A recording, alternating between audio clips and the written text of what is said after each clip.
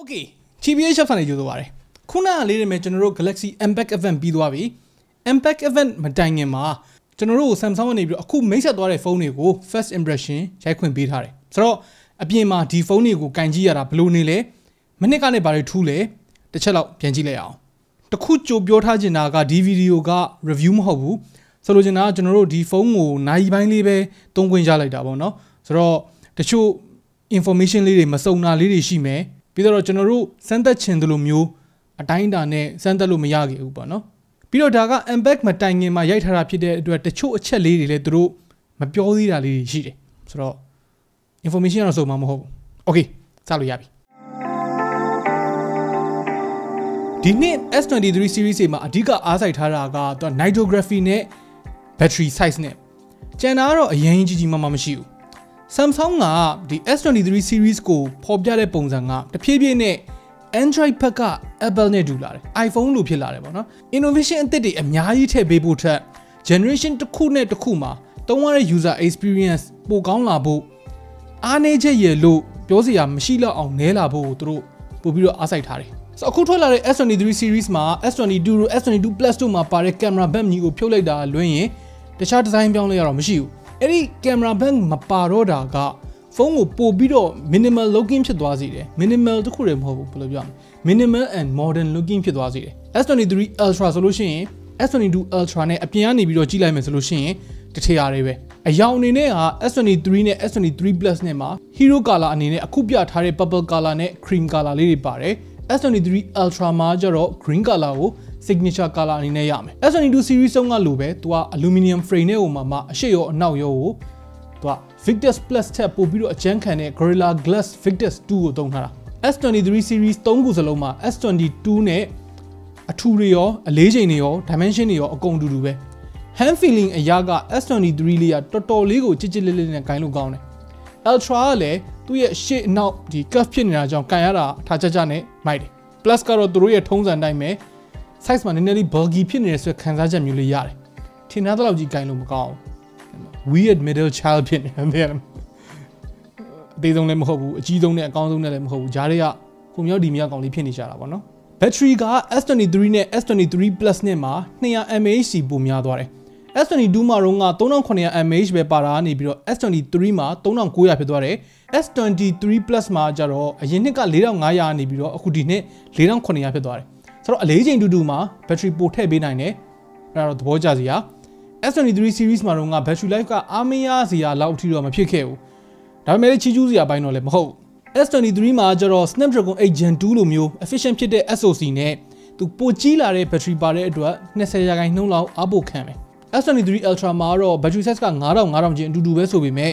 Snapdragon 8 Gen 2နဲ့ဆိုတော့ပိုတော့အားခံလာလိမ့်မယ်လို့ထင်တယ်တိတ်မကြခင်က Samsung ကဒီသုံးလာမဲ့သူတို့ရဲ့ Snapdragon 8 Gen 2တွေကို Samsung fabrication နဲ့ပဲထုတ်မယ်လို့သတင်းတွေထွက်ထားတာဒါပေမဲ့တကယ်တမ်းကျတော့ TSMC ကနေပြီးတော့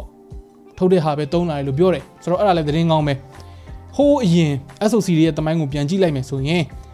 TSMC ရဲ့ fabrication က Samsung ထက်အမြဲတမ်းပိုကောင်းခဲ့တယ် Snapdragon 8 Gen 1 တုန်းကတော့မှ Samsung ရဲ့ fabrication ကြောင့်တာမင် issue လေးတွေနဲ့တိုင်ပတ်သွားတာလေးတွေရှိတယ်ဆိုတော့အခုလိုမျိုးအမြင်မှန်ရသွားပြီးတော့ TSMC ပဲသုံးလာမယ်ဆိုတော့ကြိုးဆိုရမယ်ပြီးတော့ Exynos version တွေလည်းမရှိတော့ဘူး S23 တွေအကုန်လုံးက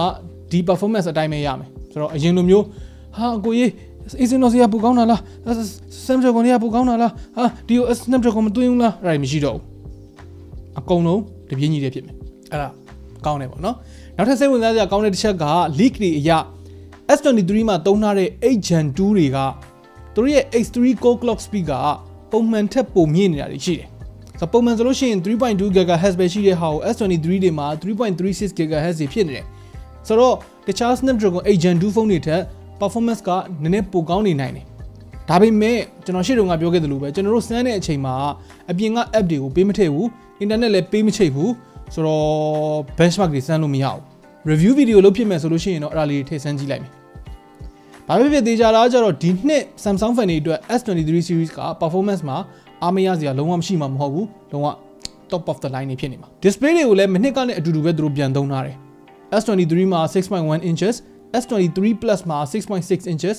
S23 Ultra မှာ 6.8 inches Dynamic AMOLED HDR10+ adaptive 120Hz အဲ့ဒါတွေကုန်ပါတယ် S23 နဲ့ S23 Plus နဲ့မှာ flat 1080p display တွေ S23 Ultra မှာကျတော့နည်းနည်းလေး curve ဖြစ်နေတဲ့ 1440p display flagship display တွေရဲ့ထုံးစံတိုင်းပဲ color တွေ contrast တွေဘာတစ်ခုမှပြောစရာမလိုဘူးလုံးဝ share ပဲ brightness မှာတော့နေအောင်အောက်မှာဆိုလို့ရှိရင် Plus နဲ့ Ultra နဲ့ကတိတိကျကျပိုလင်းတာသတိထားမိတယ်ကျွန်တော်ထင်တာဒီ Yoyo S23 ကအဲ့လို display အရန် brightness များလို့ရှိရင်သူဟိမခံနိုင်ဘူးထင်တယ်ဒါမှမဟုတ်မခံနိုင်မှာဆိုလို့အစိုးရက short ပေးထားလည်းဖြစ်နိုင်တယ်ပန်းနဲ့မတူတာလေးဖြစ်နိုင်တာပဲဖြစ်နိုင်တယ်ရအကုန်ဖြစ်နိုင်တယ်ကင်မရာပိုင်းရဆက်ရမယ်ဆိုရင် S23 နဲ့ S23 Plus နဲ့မှာမနှစ်ကနဲ့ဘာမှအပြောင်းလဲသိမရှိဘူး